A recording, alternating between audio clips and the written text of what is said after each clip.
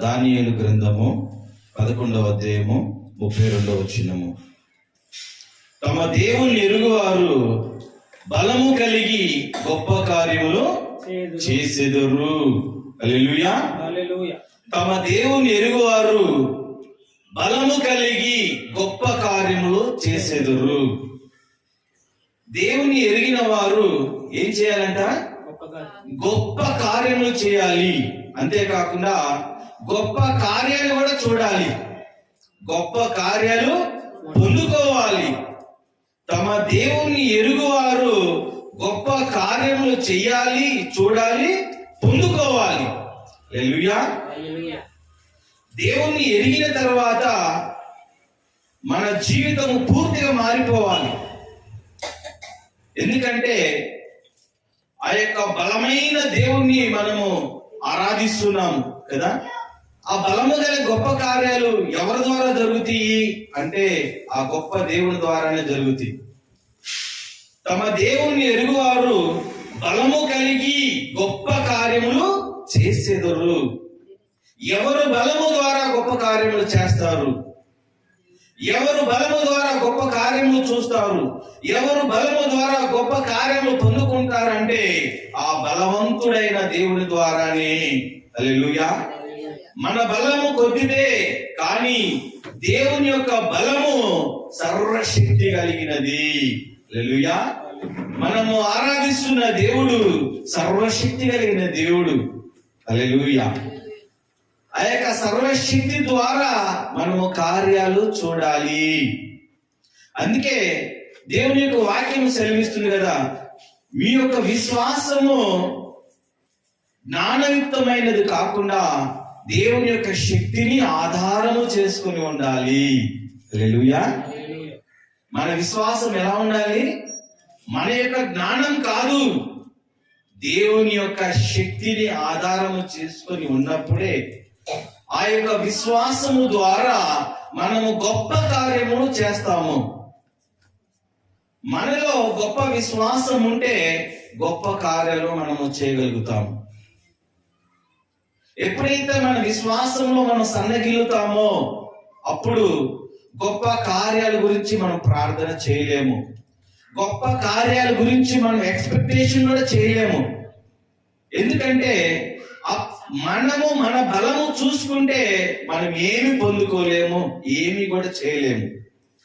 దేవుని యొక్క బలమును, దేవుని యొక్క శక్తిని మనం ఎప్పుడైతే కోరుకుంటామో, ఆయన శక్తి ద్వారా మన జీవితంలో కార్యాలు జరగాలని ఎప్పుడైతే ఆశపడి మనం ప్రార్థిస్తామో అప్పుడు గొప్ప కార్యాలు మనం చూడగలుగుతాం. హల్లెలూయా. చూడండి, దేవుడు అవిశ్వాసం ద్వారా కొన్ని కార్యాలు చేయలేడు. మనలో అవిశ్వాసం కనుక ఉంటే మనం గొప్ప కార్యాలు మనము చూడలేము. ఎందుకంటే మనకు వాక్యం సెలవిస్తుంది. మత్తయి సువార్త 13వ అధ్యాయము 58వ వచనం మనం చూస్తే కనుక అక్కడ దేవుని యొక్క వాక్యం ఈ రీతిగా రాయబడి ఉంది. వారి అవిశ్వాసం బట్టి ఆయన అక్కడ అనేకమైన అద్భుతములు చేయలేదు. వారి యొక్క అవిశ్వాసాన్ని బట్టి ప్రభు అక్కడ అనేకమైన అద్భుతాలు చేయలేదంట, కానీ కొన్ని అద్భుతాలు మాత్రమే చేయగలిగాడు. ఎందుకు అంటే వారికి ఉన్న అవిశ్వాసాన్ని బట్టి అక్కడ అద్భుతాలు జరగలేదు అనేసి ఇక్కడ వాక్యం ఉంది. చూద్దామా? మత్తయి సువార్త 13వ అధ్యాయము 53వ వచనం నుంచి చదువుదాం మనం ఒకసారి. 53 నుంచి 58 వరకు. యేసు ఈ ఉపమానములు చెప్పి చాలించిన తర్వాత ఆయన అక్కడి నుండి వెళ్ళి స్వదేశములకు వచ్చి సమాజ మందిరములలో వారికి బోధించుచుండెను. అందువలన వారు ఆశ్చర్యపడి ఈ జ్ఞానమును, ఈ అద్భుతములను ఇతని ఎక్కడి నుండి వచ్చినవి? ఇతడు వడ్లవాని కుమారుడు కాడా? ఇతను తల్లి పేరు మరియ కాదా? యాకోబు, యోసేపు, సీమోను, యూదాయను వారు ఇతని సహోదరులు కారా? ఇతని సహోదరి మనులందరూ మనతోనే ఉన్నారు కారా? ఇతనికి ఈ కార్యములన్నీ ఎక్కడి నుండి వచ్చినని చెప్పుకొని ఆయన విషయమై అభ్యంతరపడి అయితే యేసు ప్రవక్త తన దేశంలోను తన ఇంటను తప్ప మరి ఎక్కడైనను గణహీనుడు కాడని వారితో చెప్పెను. వారి అవిశ్వాసమును బట్టి ఆయన అక్కడ అనేకమైన అద్భుతములు చేయలేదు. హల్లెలూయా. ఆ ప్రాంతంలో ఆయనకు ఉన్న స్థలంలో ఆ స్వదేశంలో ఆయన బోధిస్తున్నప్పుడు అనేకులు ఆశ్చర్యపడ్డారు. ఎందుకంటే ఆయన అంత జ్ఞానం కలిగి బోధిస్తున్నాడు. అయితే అక్కడ ఉన్న జనులందరూ కూడా ఏమైనా ఆలోచన చేస్తున్నారంటే, ఇతను ఇప్పటి వరకు మనతోనే కలిసి జీవించాడు, ఇతను ఇప్పటి వరకు కలిసి జీవించాడు, ఇప్పుడు ఈయన ఈ రీతిగా ఎలా బోధించగలుగుతున్నాడు? ఈ జ్ఞానం ఎక్కడి నుంచి వచ్చింది? ఈ జ్ఞానము ఎక్కడి నుంచి వచ్చింది? ఇతని తండ్రి ఒక వడ్లవాడు, ఇతని సహోదరులందరూ కూడా మనం చూస్తున్నాము, ఇతని సహోదరులను చూస్తున్నాము. ఇతను మరి యేసు ప్రభువారు 30 సంవత్సరాలు తన తల్లిదండ్రులకు తోడుగా ఉన్నాడు, సహాయకుడిగా ఉన్నాడు. తన తండ్రి యొక్క పనిలో తన తండ్రి యొక్క పనిలో ఆయన సహకారిగా ఉన్నాడు. హల్లెలూయా.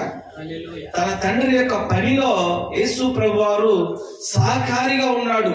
తండ్రికి చేదోడు వాదుడుగా ఉండి ఆ పనిలో పాల్గొన్నాడు. అయితే దేవుడు నిర్ణయించిన కాలంలో ఆయన వాడబడటానికి, బోధించడానికి ఏదైతే సమయం నిర్ణయించబడిందో ఆ నిర్ణయ కాలంలో ఆయన బోధిస్తూ ఉన్నాడు. హల్లెలూయా. ఏ కాలంలో అంటే ఆ తండ్రి దేవుడు ఏ నిర్ణయ కాలము ప్రభువుకి సిద్ధపరిచున్నాడో ఆ సమయంలో ప్రభు వాక్యము బోధిస్తున్నాడు. అనేకమైన అద్భుతాలు అక్కడ చేస్తూ ఉన్నాడు. చూడండి, కాలములు సమయములు ఆయన చేతిలో ఉన్నవి కదా. మనము తొందరపడినంత మాత్రాన ఏది జరగదు. ఆయన నిర్ణయ కాలంలోనే ప్రతి ఒక్కరు కూడా జరుగుతుంది. ఇక్కడ యేసు ప్రభువారు అక్కడ వాక్యము బోధిస్తూ అనేకమైన అద్భుతాలు చేస్తుంటే జనులు ఆశ్చర్యపడుతున్నారంట. ఎందుకు అంటే యేసు ప్రభువారు చదువుకోలేదు కదా, ఆయన ఉన్నత విద్యాభ్యాసం చేయలేదు. ఆయన వడ్రంగిగానే ఉన్నాడు. 30 సంవత్సరాలు కూడా ఒక వడ్రంగిగానే ఉన్నాడు. కానీ ఎలాంటి బోధ ఆయన చేయలేదు. తన తల్లిదండ్రులతో పాటే ఉన్నాడు. అయితే ఈ జ్ఞానం ఎలా వచ్చింది అనేసి అక్కడ ఉన్న శాస్త్రులు, పరిసయ్యులు అందరూ కూడా ఆశ్చర్యపడుతున్నారు. అయితే అది ఆయన సొంత జ్ఞానము కాదు, కానీ దేవుడి ఇచ్చిన జ్ఞానము కదా. ఎవరైతే పిలిచి ఉన్నారో, ఎవరైతే ఏర్పాటు చేసుకున్నారో ఆ ఏర్పాటు చేసిన వారే ఆయనకు జ్ఞానాన్ని అనుగ్రహించారు. ఈ రీతిగా ఆయన వాక్యము చెప్తున్నప్పుడు, అద్భుతాలు చేస్తున్నప్పుడు అక్కడ ఉన్న ప్రజలందరూ కూడా ఆశ్చర్యపడతారు. ఎందుకు ఆశ్చర్యపడ్డారంటే చూడండి, నిజంగా ఒకసారిగా ఆయన మరి బోధిస్తున్నప్పుడు వారు ఆశ్చర్యపడతారు. ఎందుకు ఆశ్చర్యపడతారంటే సడన్ గా వాక్యము బోధిస్తూ సడన్ గా ఆయన దగ్గర ఆయన చేతులు వేసి ప్రార్థిస్తున్నప్పుడు స్వస్థతలు జరుగుతుంటే వారు నమ్మలేకపోతారు, వారు ఆశ్చర్యపడతారు. ఎందుకంటే వారు మునుపు చూడలేదు, ఇప్పుడు సడన్ గా చూస్తున్నారు. అవును, నిజంగా చూస్తే కనుక మనము ఏ కార్యాలైనా కానీ సడన్ గా చూస్తున్నప్పుడు ఆశ్చర్యం కలుగుతూ ఉంటుంది కదా. కానీ దేవుడు నిర్ణయించిన కాలంలో ఎవరైనా కానీ వాడబడుతుంటారు, ఎవరైనా కానీ బయట వారి యొక్క శక్తికి మించిన కార్యాలు చేస్తుంటారు. అవునా? చూడండి, ఈ లోకంలో ఎవరైనా కానీ, ఒక డాక్టరే కానీ, ఒక ఇంజనీరే కానీ, లేకుంటే ఒక ఉపాధ్యాయుడే కానీ, ఎవరైనా కానీ వాళ్ళు సడన్ గా మరొక ఉద్యోగం పొందుకొని ఒక వృత్తిలో ముందుకు వెళ్తుంటారు. అప్పటి వరకు వాళ్ళు కొంత అభ్యాసం చేసి కొంత నేర్చుకొని ఆ తర్వాత వారు మరొక క్లినిక్ పెట్టుకోనో, ఒక ఆఫీస్ పెట్టుకోనో, ఏదో రీతిగా వారి యొక్క నేర్చుకున్న దాంట్లో వారు ముందుకు వెళ్తుంటారు. వారు నేర్చుకున్న విద్యలో వారు ఇక పని జరిగిస్తూ ఉంటారు. దాన్ని చూచి మనం ఆశ్చర్యపడే అవసరం లేదు. ఎందుకంటే ఎంతకాలం మనతోనే ఉన్నారు కదా, వీళ్ళు మంచి ట్రీట్మెంట్ ఇస్తున్నారు, లేకుంటే ఈయన ఒక పెద్ద లాయర్ అయ్యాడు, ఈయన ఒక పెద్ద ఉద్యోగం పొందుకున్నాడు అంటే దానిలో మనకు పెద్ద ఆశ్చర్యమే కలగదు కదా. కానీ వారికి నిర్ణయించిన కాలంలో వారు వాడబడుతూ ఉంటారు. వారు నిర్ణయించిన కాలంలో వారు వాడబడుతుంటారు. కానీ ఇక్కడ యేసయ్య అద్భుత రీతిగా వాడబడుతున్నాడు. అందుకని వాళ్ళకి ఆశ్చర్యం కలిగింది. వాళ్ళకి ఎందుకు ఆశ్చర్యం కలిగిందంటే అద్భుత రీతిగా ఆయన చేతులు వేస్తున్నప్పుడు స్వస్థతలు జరుగుతున్నాయి. అద్భుత రీతిగా ఆయన ప్రసంగిస్తుంటే పాపులు రక్షణ పొందుకుంటున్నారు, దేవుని వైపు తిప్పబడుతున్నారు. ఈ యొక్క ఆశ్చర్య కార్యాలు చూచి వారు ఆశ్చర్యపడిపోతున్నారు.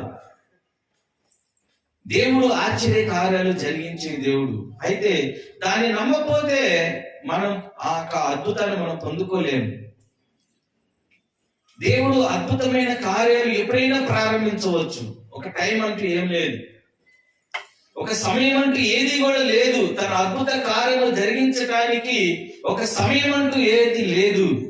ఉన్న పాటన కార్యాలు చేస్తాడు ఆయన, ఉన్న పాటన అద్భుతాలు చేస్తాడు. అయితే యేసు ప్రభు వారిని చాలా మంది అక్కడ చులకనగా చూశారు, తక్కువగా చూశారు. ఆయన ఒక దైవికమైన శక్తితో వాడబడుతున్నప్పుడు ఆయనను ఒక దైవజనుడు ఎవరు గుర్తించలేదు, ఆయన ఒక ప్రవక్త అని ఎవరు గుర్తించలేదు. అందుకే అంటున్నాడు కదా, ప్రవక్త తన స్వదేశంలోనూ తన ఇంటిలోనూ తన బంధువుల్లో తప్ప ఎక్కడ కూడా ఘనహీనుడు కాడు. ప్రవక్త ఎక్కడ కాడు. చూడండి, అందుకే చాలా మంది మరి తన ఇంట్లో సేవకులు ఉంటే గుర్తించరు కదా, సేవకుని గుర్తించలేరు. ఎందుకంటే మరి అప్పటి వరకు వారితో కలిసి తినటము, కలిసి జీవించటము, కలిసి ఉండటము చూస్తూ ఉంటారు. కాబట్టి ఒకసారిగా దేవుని యొక్క సేవ చేస్తున్నప్పుడు, పరిచర్య చేస్తున్నప్పుడు దాన్ని అంతగా వాళ్ళు స్వీకరించలేరు. వీరు మనతోనే కలిసి నివసించరు, కలిసి ఉన్నారు, కలిసి ఉంటున్నారు కదా, వీళ్ళదేముందిలే అని ఆలోచన చేసి తక్కువగా చూస్తుంటారు, తక్కువ ఆలోచన చేస్తుంటారు. వారికి ఇవ్వవలసిన గౌరవం ఇవ్వరు, వారికి ఇవ్వాల్సిన మర్యాద ఇవ్వరు. వారు వస్తున్నప్పుడు, వారు కూర్చున్నప్పుడు వారి ముందు కాలు మీద కాలేసుకొని కూర్చుండము, వారి ఇష్టానుసారంగా వాళ్ళు ఉండటం అలా చేస్తుంటారు. దైవజనుడికి ఇవ్వాల్సిన గౌరవము మర్యాద ఇవ్వరు. ఎందుకంటే వారితో కలిసి ఉంటున్నారు కాబట్టి వారు చులకనగా చూస్తుంటారు. కానీ దైవజనుడికి ఇవ్వాల్సిన గౌరవం మనం ఇవ్వాలి. చూడండి, మార్కు సువార్త 6వ అధ్యాయము 4-5 వచనాలు కూడా మనం చూద్దాం ఒకసారి. మార్కు సువార్త 6వ అధ్యాయము 4-5 వచనాలు కూడా చదువుదాం ఒకసారి. అందుకు యేసు ప్రవక్త తన దేశంలోను తన బంధువులలోను తన ఇంటి వారిలోను తప్ప మరి ఎక్కడను ఘనహీనుడు కాడని చెప్పెను. అందువలన కొద్ది మంది రోగుల మీద చేతులుంచి వారిని స్వస్థపరచుడు తప్ప మరి ఏ అద్భుతములు ఆయన అక్కడ చేయజాలకపోయేను. ఆయన వారి అవిశ్వాసమునకు ఆశ్చర్యపడెను. హల్లెలూయా. వారి అవిశ్వాసం చూచి ప్రభు ఆశ్చర్యపడ్డాడంట. ఎందుకంటే వారు అంతగా అవిశ్వాసంలో ఉన్నారు. అందుకే ప్రభు అక్కడ అద్భుతాలు జరగలేదు. మనం ఎంతో దైవజనుడు ఎంత బలము కలిగిన దైవజనుడైనా, ఎంత అభిషిక్తుడైనా, ఎంత ప్రార్థన పరుడైనా ఎదుటి వారికి విశ్వాసం లేనప్పుడు అక్కడ అద్భుతాలు జరగవు. ఆ దైవజనుడు ఎంత అభిషేకంతో కూడుకొని ప్రార్థన చేసినా, ఎన్నిసార్లు ప్రార్థన చేసినా అక్కడ అద్భుతాలు జరగవు. ఎందుకంటే వారు హృదయంలో ముందుగా వారికి స్వీకరించే స్వభావం లేదు. ఆ దైవజనుడి మీద విశ్వాసం ఉండదు. దూరంగా ఉన్న కొండలు నువ్వుగా కనపడతాయి అంట. దూరంగా ఉన్న వాళ్ళని చూసి వారి దగ్గరికి వెళ్తే బాగుండిద్ది, వీరి దగ్గరికి వెళ్తే బాగుండిద్ది, ఆ సంఘానికి వెళ్తే బాగుండిద్ది అని ఆలోచన చేస్తారు. కానీ దగ్గర ఉన్న సేవకుడిని చూసి ఆ సేవకుని దగ్గరికి వచ్చి ప్రార్థన చేయించుకోరు. ఎందుకంటే ఆ సేవకుడు అక్కడ స్థానికంగా ఉన్నప్పుడు ఆయన చులకనగా కనపడుతూ ఉంటాడు.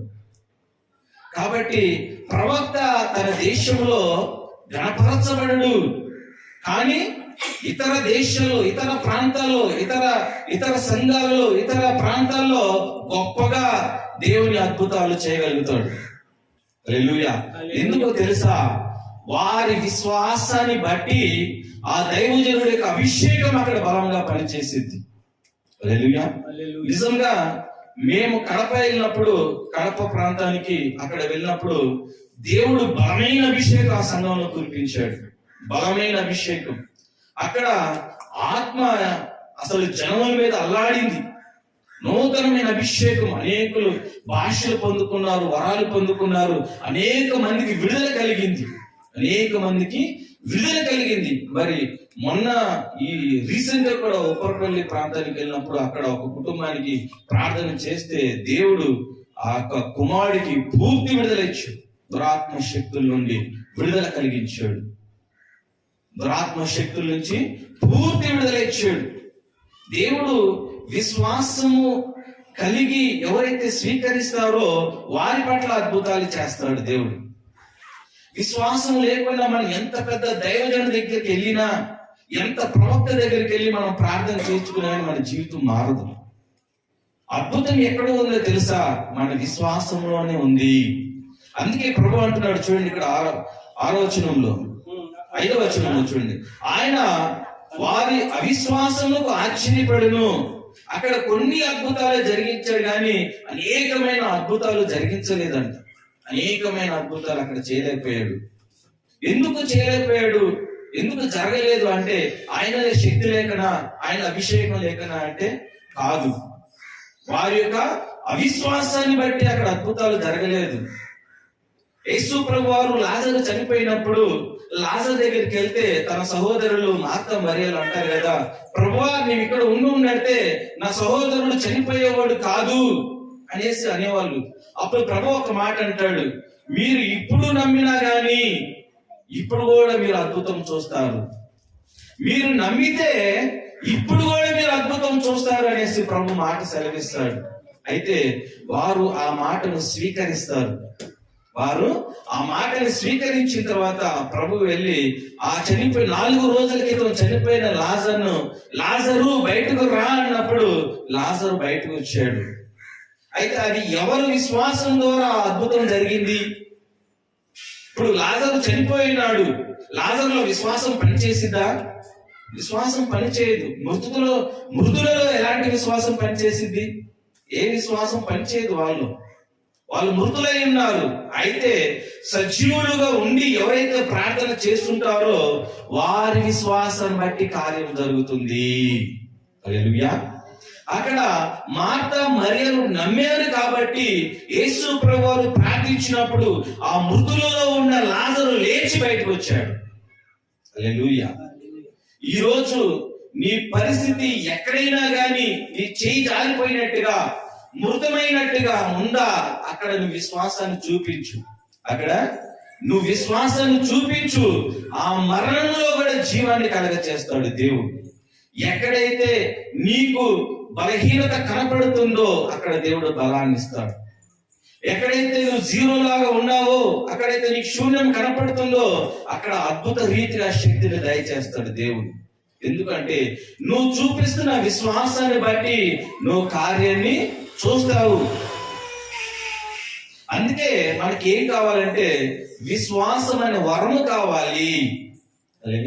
విశ్వాసం అనేది ఏంటంటే ఒక వరం. అది మనం చూస్తే కనుక 1 కొరింథీయులు 12వ అధ్యాయంలో ఆత్మ వరాల గురించి రాయబడి ఉంటుంది. చూద్దామా ఒకసారి?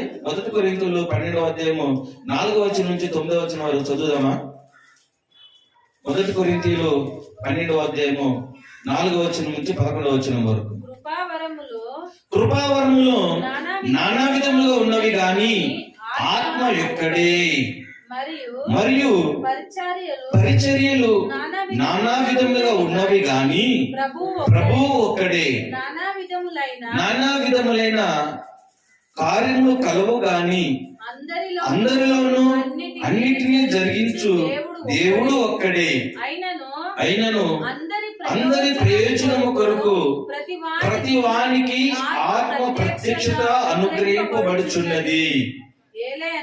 ఎలాగనగా ఒకనికి ఆత్మ మూలముగా బుద్ధి వాక్యమును మరి ఒకనికి ఆ ఆత్మను అనుసరించిన జ్ఞానవాక్యమును మరి ఒకనికి ఆ ఆత్మ వలనే విశ్వాసమును మరి ఒకనికి ఆ ఆత్మ వలనే స్వస్థపరచు వరములను మరి ఒకనికి అద్భుతములు చేయు శక్తియు మరి ఒకనికి ప్రవచన వరమును మరి ఒకనికి ఆత్మల వివేచనయు మరి ఒకనికి నానావిధ భాషలను మరి ఒకనికి భాషల అర్థము చెప్పు శక్తియు అనుగ్రహింపబడి ఉన్నవి.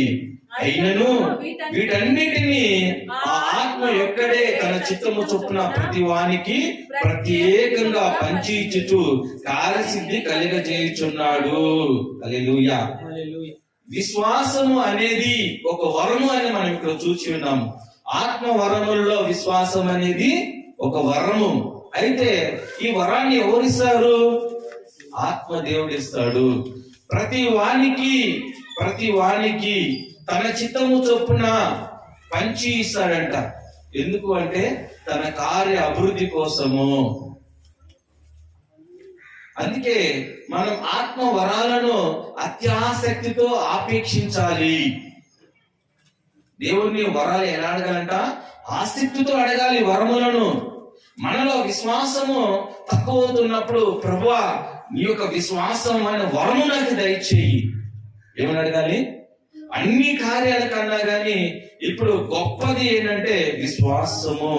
నీకు విశ్వాసం ఉంటే దేనైనా చూడగలుగుతావు, దేనైనా పొందుకోగలుగుతావు, దేనైనా అడగలుగుతావు. నువ్వు నీలో విశ్వాసము లేకపోతే నువ్వు దేన్ని అడగలేవు, దేన్ని పొందుకోలేవు. కాబట్టి నువ్వు దేన్నైనా గాని అడగాలనుకున్న ముందు విశ్వాసం అడుగు దేవుని. హల్లెలూయా. నువ్వు ఏది అడగాలనుకున్నా గాని ముందుగా విశ్వాసం అనే వరం అడగాలి. సపోజ్ నీకు ఒక మంచి ఇల్లు కావాలి అని కోరుకుంటున్నావు అనుకో, ప్రభువా నేను ఇల్లు కట్టే ఒక విశ్వాసం నాకు దయచేయి. ఎందుకంటే ఇప్పుడు నువ్వు కట్టలేని పొజిషన్ లో ఉన్నావు. నీ పరిస్థితులు, నీ ఆర్థిక స్థితి, నువ్వు కట్టలేని స్థితిలో నువ్వు ఉన్నావు. కానీ నువ్వు విశ్వాసముతో దేవుణ్ణి అడగాలి. నువ్వు అడగాలి అంటే నీలో విశ్వాసమైన వరము నీలో పని చెయ్యాలి. హల్లెలూయా. లేకపోతే మనలో ఒక నిరుత్సాహము కలుగుతుంది. ఇక మనం ఏమి ఇల్లు కడతాము, మనం ఏం పెళ్లిళ్ళు చేస్తాము, మనం ఏమి స్థిరపడతాము, ఇక మన భవిష్యత్తుకు ఒక హోప్ అనేది లేకుండా ఉండిపోయింది అనేసి మనలో నిరుత్సాహం వచ్చేసి మనం ఏది కూడా దేవుణ్ణి అడగలేము. మన స్థితిని, మన పరిస్థితిని బట్టి మనం ఏది చేయలేం, కానీ దేవుని యొక్క శక్తిని బట్టి మనం ఏదైనా చేయగలుగుతాం. హల్లెలూయా. అది ఏదైనా చేయాలంటే మనలో మొదటిగా ఏముండాలని? విశ్వాసం ఉండాలి. హల్లెలూయా. దేవుడు ఎంత పెద్ద వాగ్దానం ఇచ్చినా కానీ, దేవుడు ఎన్ని వాగ్దానాలు ఇచ్చినా కానీ ఆ వాగ్దానాలు నెరవేర్చాలంటే మనకు దాన్ని రిసీవ్ చేసుకునే విశ్వాసం కూడా ఉండాలి. అది మనకి 2 కొరింథీయులో 1:20 రాయబడి ఉంది కదా, దేవుని వాగ్దానములు అన్నీయు ఏమన్నాయంట? అన్నీయు క్రీస్తు నందు అగునట్లుగానే ఉన్నవి గనుక మన ద్వారా దేవునికి మహిమ కలుగుటకే అవి ఆయన వలన నిశ్చయులై ఉన్నవి. ఓకే, చూడండి. 2 కొరింథీయులు 1:20 దేవుని వాగ్దానములు ఎన్ని అయినను అన్నీయు క్రీస్తునందు అవునన్నట్టుగానే ఉన్నవి గనుక మన ద్వారా దేవునికి మహిమ కలుగుటకై అవి ఆయన వలన నిశ్చయములై ఉన్నవి. హల్లెలూయా. దేవుడు ఎందుకు వాగ్దానాలు నెరవేరుస్తాడు అంటే దేవునికి మహిమ కలగటానికి. హల్లెలూయా. ఎన్ని వాగ్దానాలని ఇవ్వని ఆ వాగ్దానాలన్నీ ఆయన నెరవేరుస్తాడు. ఆ వాగ్దానాలన్నీ నీ శక్తి ద్వారా జరగవు, నెరవేర్చబడు. కానీ వాగ్దానం ఇచ్చిన ఆ దేవుని శక్తి ద్వారా మన జీవితంలో నెరవేర్చబడుతుంది. ఎన్ని వాగ్దానాలన్నా సరే అన్ని వాగ్దానాలు కూడా నెరవేర్చబడతాయి అనేసి ఇక్కడ మనకు వాక్యము సెలవిస్తుంది. కాబట్టి దేవుని యొక్క వాగ్దానములు దేవునికి మహిమ కలగటానికే నెరవేర్చబడతాయి. దేవుని యొక్క వాగ్దానములు దేవుడు మహిమపరచబడటానికే అవి నెరవేర్పులోనికి తీసుకొస్తాడు. కొన్ని వాగ్దానాలు దేవుడు ఇచ్చినా గాని అవి నెరవేర్పులోకి రావడానికి ఆలస్యాలు జరుగుతూ ఉంటాయి. ఎలాంటి ఆలస్యాలు అంటే కొన్ని సంవత్సరాలు ఆలస్యం జరిగిపోతా ఉంటుంది. ఎందుకు ఆ రీతిగా ఆలస్యం జరుగుతుంది అంటే మనం చూద్దాము. సంఖ్యాకాండము 14వ అధ్యాయము 34వ వచనము. సంఖ్యాకాండము 14వ అధ్యాయము 34వ వచనం ఒకసారి చదువుదాము.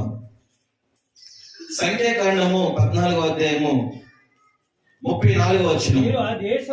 మీరు ఆ దేశమును సంచరించి చూచిన 40 దినముల లెక్క ప్రకారము దినమునకు 1 సంవత్సరము చొప్పున 40 సంవత్సరములు మీ దోష శిక్షను భరించి నేను మిమ్మల్ని రోసి వేసినట్టు తెలుసుకుందురు.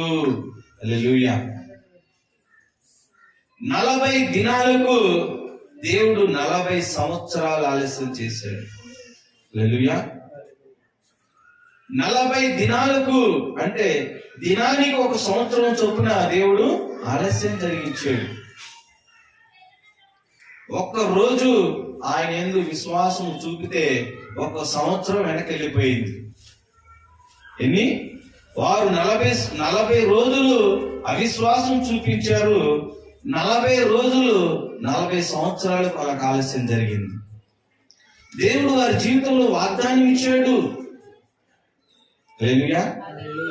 ఇశ్రాయేలు ప్రజలు కష్టాల్లో, బాధల్లో, శ్రమలో వారు ఉన్నప్పుడు దేవుడు వారు మొర ఆలకించి వారిని విడిపించడానికి మోషేను ఒక నాయకుడిగా పెట్టి నడిపిస్తున్నప్పుడు అక్కడ కొంత అవిశ్వాసాన్ని చూపించారు. నిజంగా వీరందరూ ప్రార్థనా పరులే. హల్లెలూయా. వీరు దేవుని ఎరగని వారు కారు. ఇశ్రాయేలు ప్రజలు నాకు మొర పెట్టడం వల్ల నేను వారి మొర ఆలకించానంటాడు దేవుడు. అంటే ప్రార్థించేవారు విశ్వాసపరులు. వీరు ప్రార్థించారు, వీరిలో విశ్వాసం ఉంది, కానీ అత్యధికమైన విశ్వాసం లేదు. వారి యొక్క విశ్వాసంలో నిలకడ లేదు. వారి యొక్క విశ్వాసంలో ఏం లేదు? నిలకడ లేదు. వారు ఆ శ్రమలో నుంచి విడిపించబడాలని ప్రార్థన చేశారు, కానీ దేవుని యొక్క కార్యాలు గ్రహించలేకపోయారు. దేవుడు వారికి అనేకమైన అద్భుతాలు చూపించి దగ్గర 10 అద్భుతాలు వారికి చూపించాడు దేవుడు. ఐగుప్తులో నుంచి బయటికి తీసుకురావడానికి, ఆ కఠినాత్ముడైన ఫరో చేతిలో నుంచి వారిని విడిపించడానికి 10 అద్భుతాలు చేశాడు. వారందరూ కూడా ఆ అద్భుతాలు చూశారు, కానీ ఇప్పుడు చూడలేకపోతున్నారు. హల్లెలూయా. ఇప్పుడు వారు అవిశ్వాసంలోకి వెళ్ళిపోయారు. ఎందుకంటే వారికి వచ్చిన చెడ్డ సమాచారం బట్టి. హల్లెలూయా. మోషేకి దేవుడు చెప్తాడు, మీరు పాలు తేనెలు ప్రవహించు దేశంలోకి ఇక దగ్గరలో అడుగు పెట్టబోతున్నారు గనుక ఇశ్రాయేలీలో ముఖ్యమైన 12 గోత్రాల నుంచి 12 మందిని ఆ దేశాన్ని చూడటానికి, ఆ ప్రాంతాలను చూడటానికి, ఆ ప్రజలను చూడటానికి ముందుగా 12 మందిని పంపించినప్పుడు మోషే దైవ చిత్తానుసారంగా ఆ ఇశ్రాయేలు గోత్రాల్లోంచి 12 మందిని పిలిచి ఆ ముఖ్యమైన వారిని, ఆ 12 మందిని పంపించినప్పుడు ఆ 12 మందిలో 10 మంది ఏం చేస్తారంటే ఆ దేశాన్ని చూచి వచ్చి 40 రోజులు చూసి వస్తారు. హల్లెలూయా. ఆ 12 మంది ఆ దేశానికి వెళ్ళి 40 సంవత్సరాలు అంతా పరిశీలించి వస్తారు. ఆ దేశంలో ఉన్న పంటలు చాలా గొప్ప పంటలు, మంచి పంటలు. అలాంటి పంట ఎక్కడ కూడా మనం చూడలేము. ఆ దేశంలో పంట అంత గొప్పగా ఉంది, అంత శ్రేష్టమైన పంట, అది చాలా ఆశీర్వకరమైనది. ఆ దేశము చాలా మంచిగా ఉంది. ఆ దేశంలో ఉన్న మనుషులు చాలా గొప్పవాళ్ళు. ఆ దేశం యొక్క ఆ కట్టడాలు చాలా గొప్పవి, ఆ పంటలు చాలా గొప్పవి, అన్ని బాగా చెప్తారు. ఆ దేశం యొక్క గొప్పతనాన్ని బాగా చెప్తారు, కానీ ఆ ప్రజల గురించి మాత్రము ఏం చెప్తారంటే చెడ్డగా చెప్తా ఉంటారు. హల్లెలూయా. చూద్దాం మనము సంఖ్యాకాండము 14వ అధ్యాయము సంఖ్యాకాండము 13వ అధ్యాయము 32వ వచనం చూద్దాం. మరియు వారు తాము సంచరించి చూచిన దేశమును గూర్చి ఇశ్రాయేలీయులతో చెడ్డ సమాచారము చెప్పి మేము సంచరించి చూచిన దేశము తన నివాసులను భక్షించు దేశము, దానిలో మాకు కనబడిన జనులందరూ ఉన్నత దేహులు, అక్కడ నెఫీలీయుల సంబంధమైన అనాకు వంశపు నెఫీలును చూచితిమి. మా దృష్టికి మేము మిడతల వలె ఉంటిమి, వారి దృష్టికి అట్లే ఉంటిమి. హల్లెలూయా. వారు ఆ దేశంలో ఉన్న ప్రజల గురించి గొప్పగా అనుకుంటున్నారు. ఏమనంటే ఆ దేశంలో ఉన్న ప్రజలు బలవంతులు, వాళ్ళు ఉన్నతమైన దేహము కలిగిన వారు. వారి దృష్టిలో మనము మిడతలమే, మన దృష్టిలో మనము మిడతలమే. అంటే వాళ్ళంత గొప్ప బలవంతులు, మనము అంత చిన్న వాళ్ళము. వాళ్ళని ఎదిరించే శక్తి మనకు చాలదు, వారిని ఎదిరించే శక్తి మనలో లేదు, ఆ బలము మనకి సరిపోదు. ఇప్పుడు మనం ఎదిరించలేము, ఆ దేశానికి మనం వెళ్ళలేము, దాన్ని మనం స్వాధీనం చేసుకోలేమని ఒక అల్ప విశ్వాసంతో మాట్లాడుతున్నారు. వీరు చెప్పిన మాటలు విని అక్కడ ఉన్న ప్రజలు ఏం చేస్తున్నారు చూడండి. 14వ అధ్యాయం 1-2 వచనాల్లో, అప్పుడు ఆ సర్వ సమాజం ఎలుగెత్తి కేకలు వేసెను, ప్రజలు ఆ రాత్రి ఎలుగెత్తి ఏడ్చిరి. మరియు ఇశ్రాయేలీయులందరూ మోషే అహరోనుల మీద సనుగుకొనిరి. హల్లెలూయా. వారు చెప్పిన సమాచారం బట్టి వీళ్ళు ఒక సనుగు అనేది జరిగింది, సనగటం అనేది జరిగింది. అంతేకాకుండా వాళ్ళ రాత్రి పగులు ఏడు చేస్తున్నారు.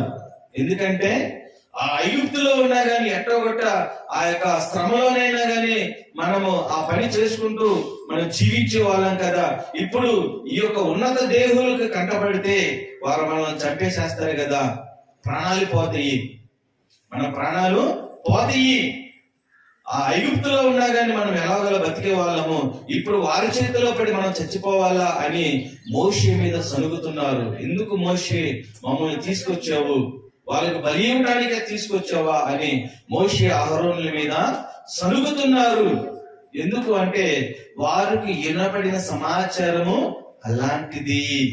నిజముగానే వారు అబద్ధం చెప్పలేదు. నిజంగా ఆ యొక్క ప్రజలు చాలా బలవంతులు, కానీ దేవుని కన్నా బలవంతులు కాదు.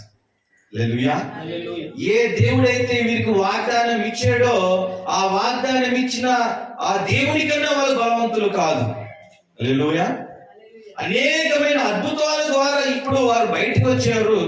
ఇప్పుడు వీరు ఆ స్వాధీనపరచుకోవాల్సిన దేశాన్ని స్వాధీనపరచుకోలేరా? స్వాధీనపరచుకోగలుగుతారు. ఎప్పుడంటే ఆయన యందు విశ్వాసము కలిగి ముందుకు నడిచినప్పుడు, ప్రయాణం కొనసాగించినప్పుడు వారి అద్భుతాన్ని వారు చూడగలుగుతారు, వారు వాగ్దానాన్ని వారు పొందుకోగలుగుతారు. హల్లెలూయా.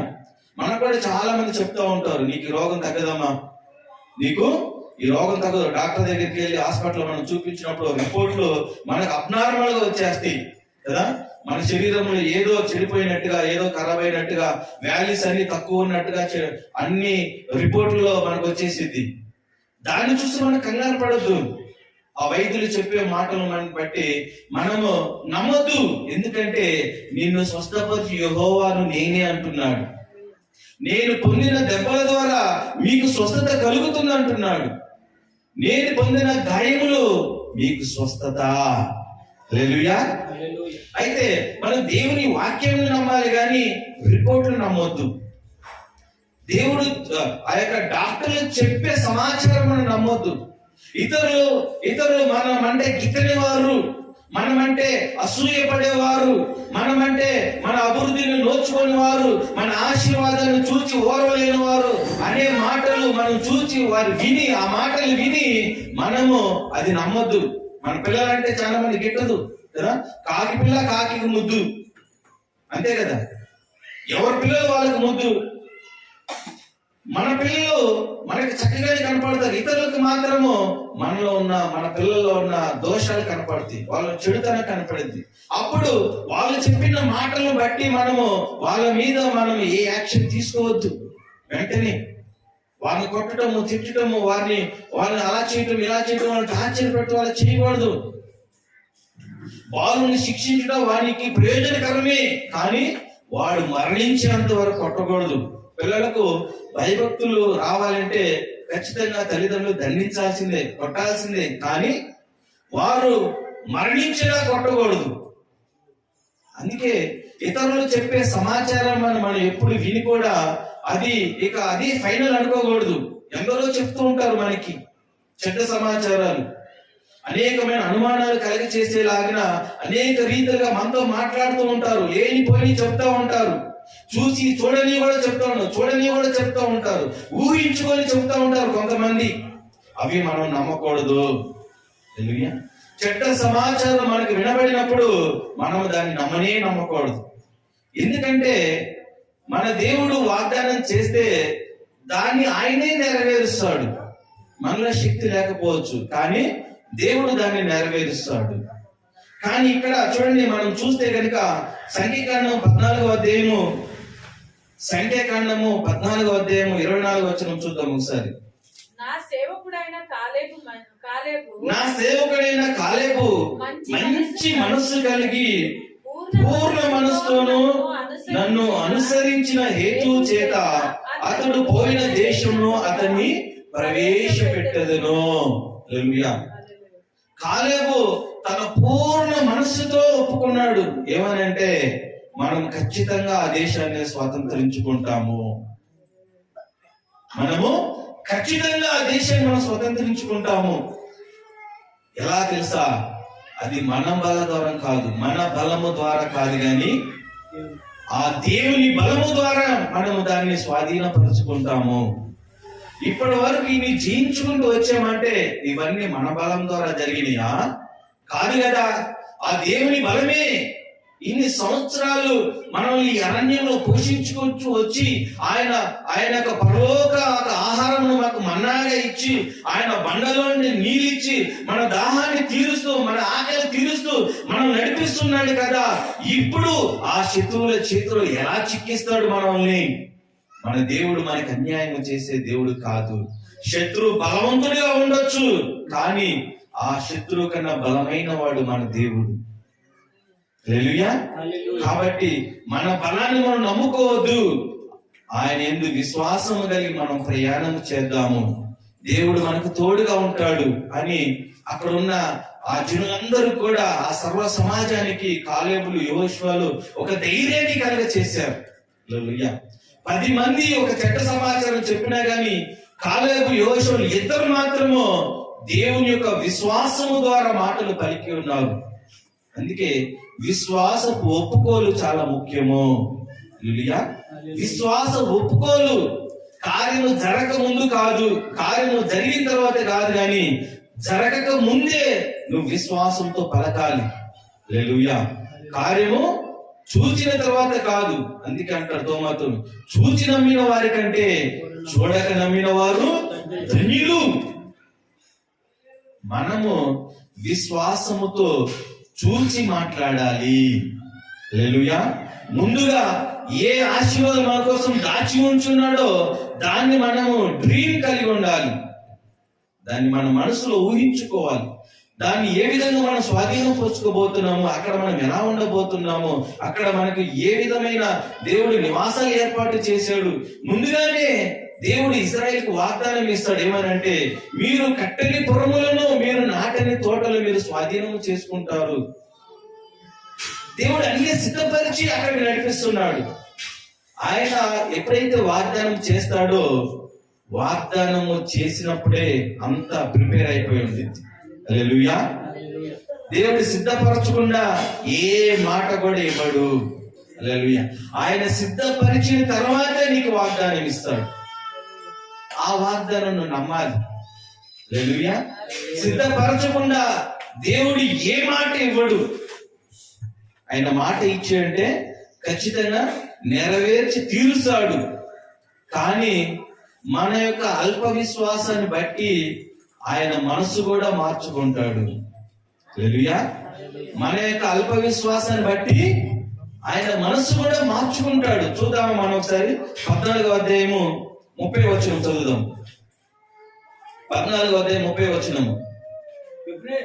యెఫున్నె కుమారుడైన కాలేబును నూను కుమారుడైన యెహోషువయు తప్ప మిమ్మును నివసింపజేయుదునని నేను ప్రమాణము చేసిన దేశమందు మీలో ఎవరును ప్రవేశింపరు, ఇది నిశ్చయము. హల్లెలూయా. ఇక్కడ చూడండి, అల్ప విశ్వాసాన్ని బట్టి దేవుడు ఏది సంకల్పం కలిగి ఉన్నాడో తన సంకల్పాన్ని మార్చుకుంటున్నాడు. మొదటగా వాగ్దానము అందరికీ ఇచ్చాడు దేవుడు. కాలేబు యెహోషువలకు మాత్రమే కాదు కానీ ఇశ్రాయేలుల సర్వ సమాజానికి ఇచ్చాడు వాగ్దానము. ఏమనంటే, మిమ్మల్ని అందరిని కూడా నేను పాలు తేనెలు ప్రవహించు కానాను దేశంలోకి నేను తీసుకువెళతానని దేవుడే వాగ్దానము చేశాడు. హల్లెలూయా. ఆ దేవుడే మళ్ళీ మాట తప్పుతున్నాడు. హల్లెలూయా. మాట తప్పని దేవుడని మనం చూసాము ఇప్పటివరకు, కానీ ఇప్పుడు దేవుడు మాట తప్పుతున్నాడు. హల్లెలూయా. మనుషులే కాదు, దేవుడు కూడా మాట తప్పినాడు. ఇక్కడ సర్వశక్తి కలిగిన దేవుడు, సృష్టికర్త అయిన దేవుడు తన నిర్ణయాన్ని మార్చుకున్నాడు. ఎందుకు మార్చుకోవాల్సి వచ్చింది అంటే, వారు చూపించిన అవిశ్వాసాన్ని బట్టి అక్కడ దేవుడు నిర్ణయాన్ని మార్చేసుకున్నాడు. 20 సంవత్సరాల లోపు పైబడిన వారందరినీ కూడా అక్కడ ఆ యొక్క అరణ్యంలోనే దేవుడు హతమార్చేసినాడు. 20 సంవత్సరాల లోపు ఉన్న వారందరికీ కూడా నూతన బలం ఇచ్చి, నూతన విశ్వాసం ఇచ్చి, వారిని మాత్రమే వాగ్దాన భూమిలోకి నడిపించి ఉన్నాడు. హల్లెలూయా. ఒక్కొక్కసారి దేవుడు మనకిచ్చిన వాగ్దానాలు మన జీవితంలో నెరవేర్చబడవు, అవి మన పిల్లల జీవితంలో నెరవేర్చబడతాయి. మన తరాల ద్వారా అది నెరవేర్చడానికి వస్తుంది. ఎందుకో తెలుసా? మనము గుణగటం బట్టి, మన ఆలస్యంలో మనము గొణుగుతాము, మన ఆలస్యంలో మనము సలుగుతాము. ఎందుకు ఈ యొక్క సర్వ సమాజం, ఇజ్రాయేల్ ప్రజలందరూ కూడా ఎందుకు వాగ్దాన భూమిలోకి వెళ్ళలేకపోయారు అంటే, ఆ చెడ్డ సమాచారాన్ని బట్టి ఆ 10 మంది చెప్పిన మాటలు నమ్మారు కానీ కాలేబు యెహోషువ చెప్పిన మాటలు నమ్మలేదు. దేవుడు ఏ వాగ్దానం ఇచ్చాడో ఆ వాగ్దానం నమ్మలేకపోయారు వాళ్ళు. అందువల్ల వారు చూపించిన అవిశ్వాసాన్ని బట్టి వారు వాగ్దాన భూమిలోకి అడుగు పెట్టలేకపోయారు. చూడండి, దేవుడి యొక్క వాగ్దానంలో అన్ని కూడా అవునట్టుగానే ఉంటాయి, కానీ ఎప్పుడైతే అవిశ్వాసం మనం చూపిస్తావో అవి నెరవేర్పులోకి రావు. హల్లెలూయా. ఆలస్యాలు జరగటమే కాదు, అసలు నెరవేర్పులో కూడా రావు. హల్లెలూయా. అయితే ఈరోజు మనం దేవుని ఏమని అడగాలంటే, విశ్వాసం అనే వరము అడగాలి. హల్లెలూయా. పరిస్థితులు మనకు ఎంత భయంకరంగా కనపడవచ్చు, మన స్థితి ఎంత దీనంగానే ఉండొచ్చు, కానీ దేవుని యొక్క శక్తిని ఆధారము చేసుకొని మనం అడగాలి. ఏదైనా సరే అడుగు వాటికంటే, ఊహించు వాటికంటే దేవుడు అత్యధికంగా ఇచ్చే దేవుడు అని నీకు తెలిసిన తర్వాత నువ్వు కొద్దిగా అడగటం ఎందుకు? నువ్వు కొద్దిగా కోరుకోవటం ఎందుకు? కొద్దిగా ఆశించడం ఎందుకు? నా నామమున మీరు ఏదైనా అడగండి, నేను మీకు దాన్ని అనుగ్రహిస్తాను అన్నాడు. అడుగుడి మీకు ఇవ్వడు, వెతుకుడి మీకు దొరుకును, అడుగు ప్రతివాడు పొందుకుంటాడు. అడుగు ప్రతివాడు పొందుకుంటాడు. హల్లెలూయా. విశ్వాసం అనే వరం అడగాలి దేవుని. నువ్వు అడగాలంటే ముందు దేవుని మీద నీకు విశ్వాసం ఉండాలి కదా. నీకు విశ్వాసం లేకపోతే దేవుని ఏది అడగు. అందుకే దేవుణ్ణి ఎరుగువారు బలము కలిగి గొప్ప కార్యాలు చేస్తారు అన్నాడు దేవుడు. అయితే నువ్వు గొప్ప కార్యాల కోసం ఆలోచన చేస్తున్నావా? నీ యొక్క అల్ప విశ్వాసం బట్టి నువ్వు కొద్దిగా అడుగుతున్నావా దేవుణ్ణి? నువ్వు కొద్దిగా అడుగుతున్నావంటే దేవుని బలాన్ని నువ్వు తక్కువ చేసినట్టు, దేవుని యొక్క బలాన్ని నువ్వు తక్కువ చేసినట్టు. హల్లెలూయా. అధికంగా ఇచ్చేవాడు దేవుడు అధికంగా ఇస్తాడు. నీ గిన్నె నిండి పురులేలాగా చేస్తాడు. హల్లెలూయా. వారి కట్టని పురమును దేవుడు వారికి అనుగ్రహించాడు. వారి నాటిన తోటలను దేవుడు వారికి స్వాధీనపరిచి ఉన్నాడు. ఎవరికి? విశ్వాసము చేత అడుగు వేసిన వారికి మాత్రమే. క్రైస్తవ జీవితము ఒక విశ్వాసపు యాత్ర. హల్లెలూయా. చూచి నమ్మటము కాదు, చూడకుండా నమ్మటమే విశ్వాసం. ఈ రోజు నీ జీవితంలో ఏది కొరతగా ఉందో నువ్వు దాన్ని చూడాలి. ఎలా చూడాలి సార్? విశ్వాసముతో చూడాలి. నువ్వు ఏ కొరత ఉన్నా, ఏ లేమి ఉన్నా, ఏ వ్యాధి ఉన్నా గాని అది ఇప్పుడు ఈ క్షణం వరకే ఉందేమో, రేపటి దినాన ఉండదని నమ్మాలి. రేపటి దినమున ఈ పరిస్థితి ఇలా ఉండదు అని నువ్వు నమ్మాలి. రేపటి దినాన నా భర్త ఇలా ఉండడు, నా కుటుంబం ఇలా ఉండదు, నా బిడ్డలు ఇలా ఉండరు, నా జీవితం ఇలా ఉండదు, దేవుడు దాన్ని పూర్తిగా మార్చి వేస్తాడని నువ్వు విశ్వాసముతో దేవుడిని అడగాలి. హల్లెలూయా. అలా అడిగి పొందుకుంటేనే దేవుని నామానికి మహిమ కలుగుతుంది. హల్లెలూయా. వాగ్దానం ఎందుకు ఇస్తున్నాడు అంటే దేవునికి మహిమ కలగటానికి. హల్లెలూయా. మన ద్వారా దేవునికి మహిమ కలగాలని కోరుకుంటున్నాడు. మరి దేవునికి మహిమ కలగాల వద్దా? మన ద్వారా మన పరిస్థితి మారినప్పుడు, మన స్థితి మారినప్పుడే దేవునికి మహిమ కలుగుతుంది. ఇంకా మనం రోగాల్లో, వ్యాధుల్లో, పేదరికంలో, దరిద్రంలో ఉంటే దేవుని నామం ఎన్నడూ ఘనపరచబడదు. హల్లెలూయా. అందుకే క్రైస్తవులు తక్కువ చూపు చూస్తారు, చిన్న చూపు చూస్తారు. ఎందుకు అంటే విశ్వాసము చేత అడగకపోవడం వల్లే, విశ్వాసం చేత వెదకపోవడం వల్లే. ఆయనను అడిగితే మనకు అంధకార స్థలంలో దాచబడిన నిధులను, రహస్యాలను, మరుగైన ధనాన్ని దేవుడు మనకు అనుగ్రహిస్తాడంట.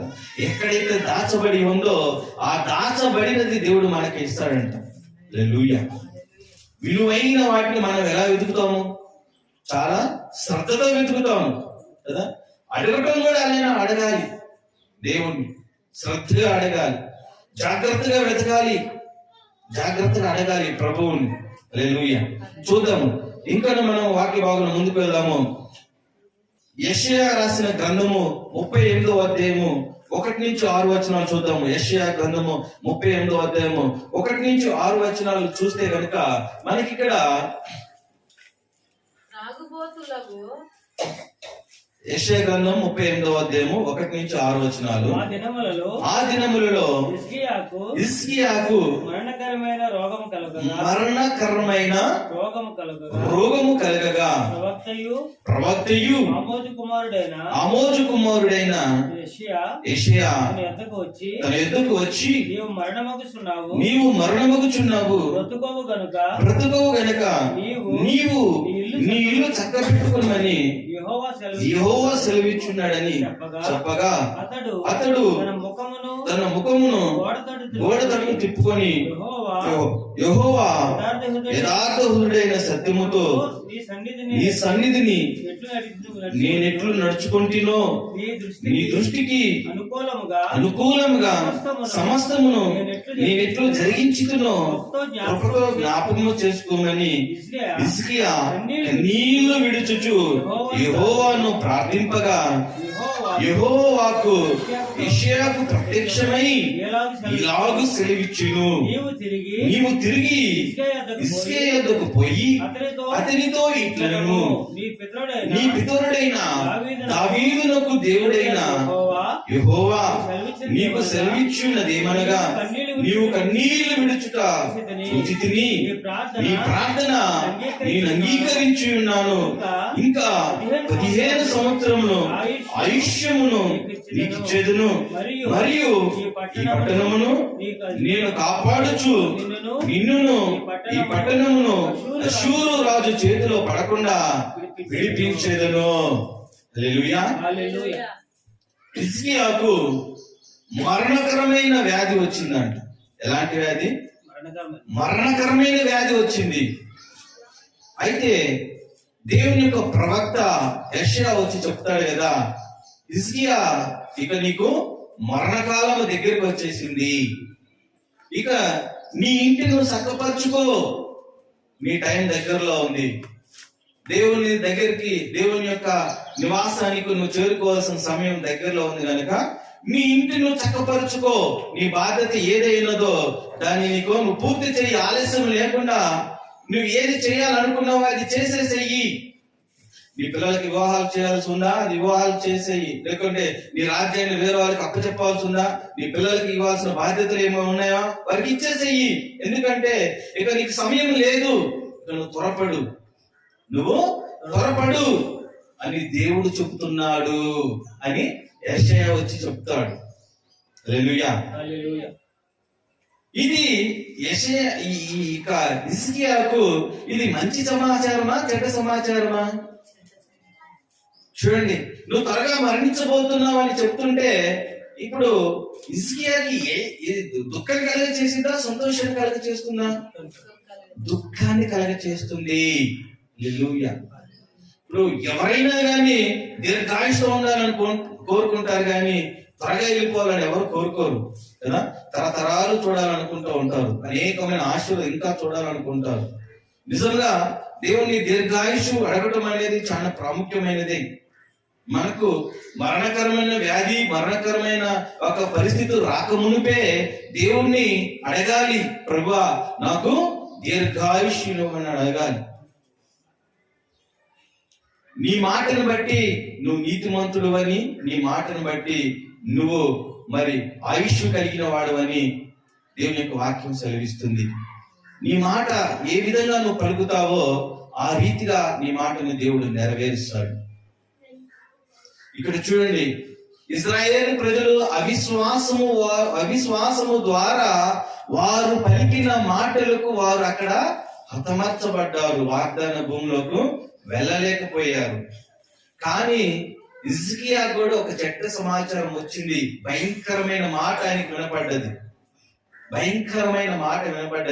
కానీ హిజ్కియా ఆ మాటకు భయపడలేదు, ప్రార్థించాడు. హల్లెలూయా.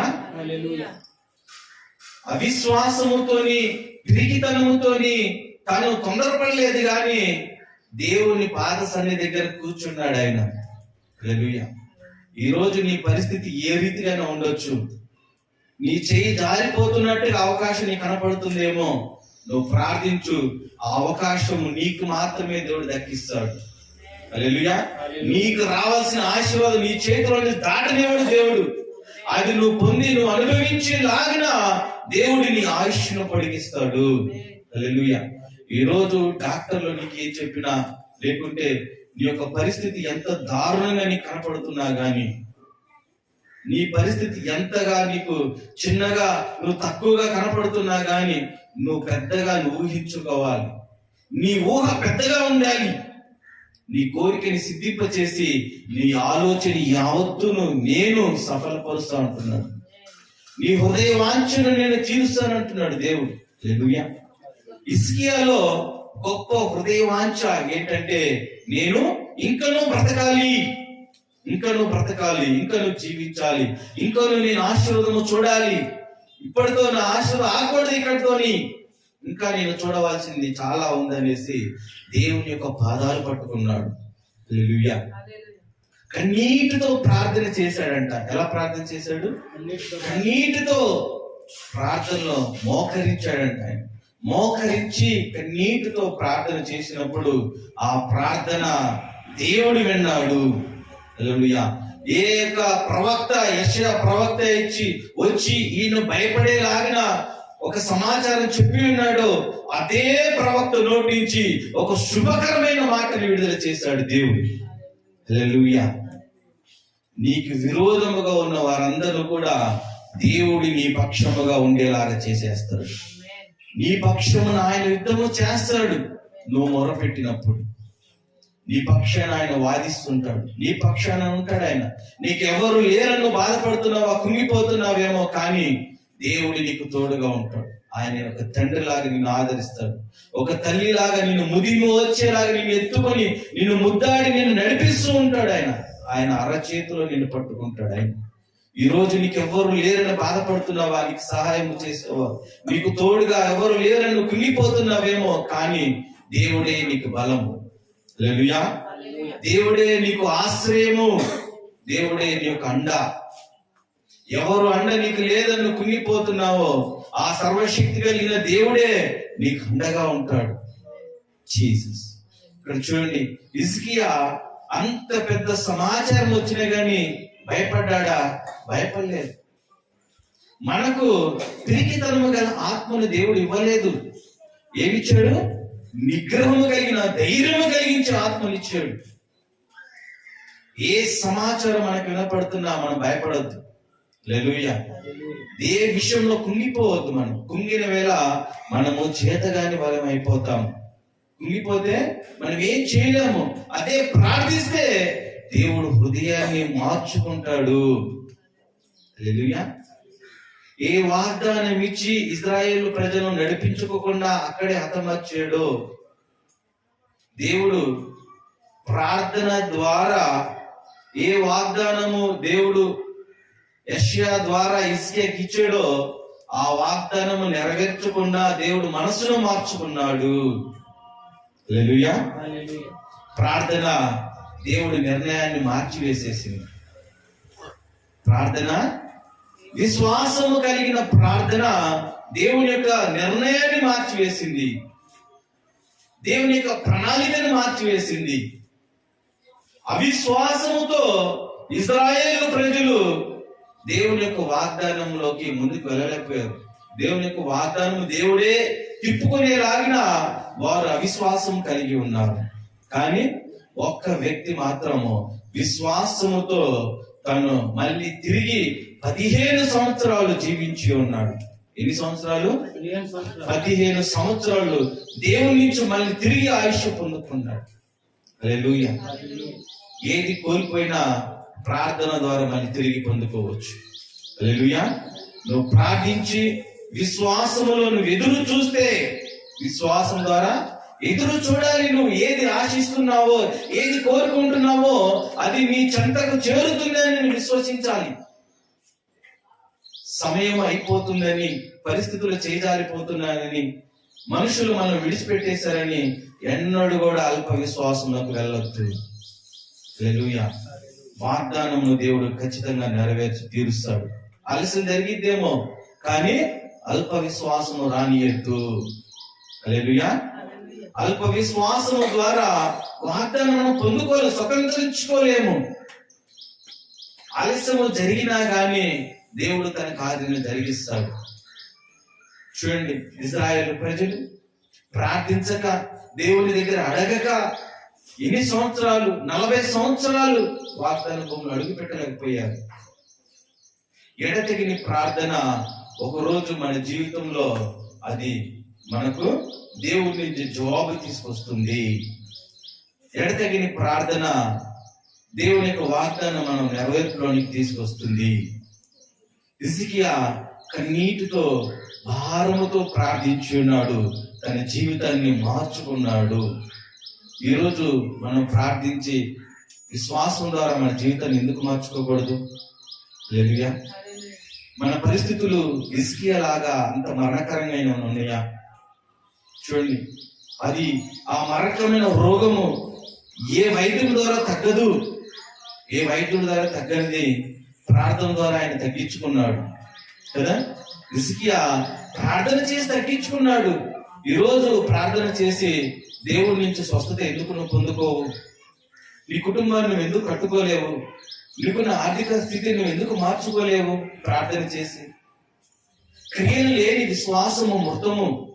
దేవుని క్రియలు చూడాలి మనము అంటే గొప్ప విశ్వాసము కలిగి ఉండాలి. హల్లెలూయా.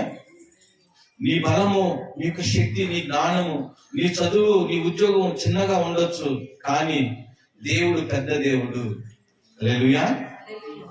సర్వ సృష్టికి దేవుడు ఆయన, సర్వ శరీరులకు దేవుడు ఆయనే.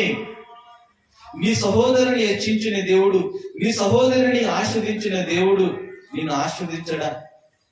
నువ్వెందుకు కుంగిపోతున్నావు? నువ్వు కుంగిపోవద్దు, ప్రార్థించు.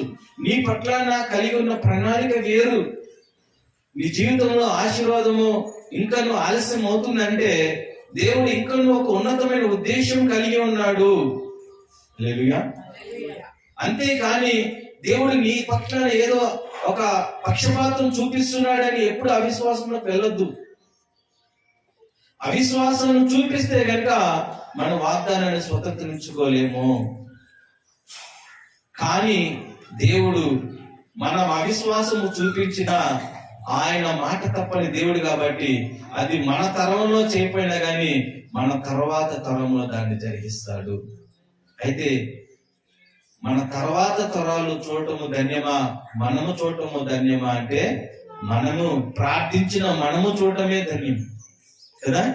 మనం ప్రార్థించి దాన్ని పొందుకోకుండా అది మన తర్వాత తరాలు పొందుకుంటే దానివల్ల ప్రయోజనం ఏంటి, దానివల్ల సంతోషం ఏముంటుంది కదా. మనము తృప్తి చెందాలి. మనము తృప్తి చెందినప్పుడే మనకు సంతోషం కలుగుతుంది. ఈరోజు దేవుడు వాక్యానుసారంగా మనతో మాట్లాడుతున్నాడు కదా. దేవుని యొక్క వాగ్దానాలు ఆలస్యము జరిగినా గాని మన యొక్క విశ్వాసాన్ని బట్టి దేవుడు జరిగిస్తాడు. మనము అవిశ్వాసము కలిగి ఉంటే దేవుని వాగ్దానం ఎప్పుడు నెరవేర్పుకు రాదు. పట్టుదల కలిగి ప్రార్థిస్తే దేవుడు ఏ పరిస్థితినైనా సరే దేవుడు తన యొక్క మనసు తిప్పుకొని మన జీవితంలో దేవుడు కార్యము చేస్తాడు. దేవుడు ఎప్పుడు కూడా మన గతాన్ని చూడడు.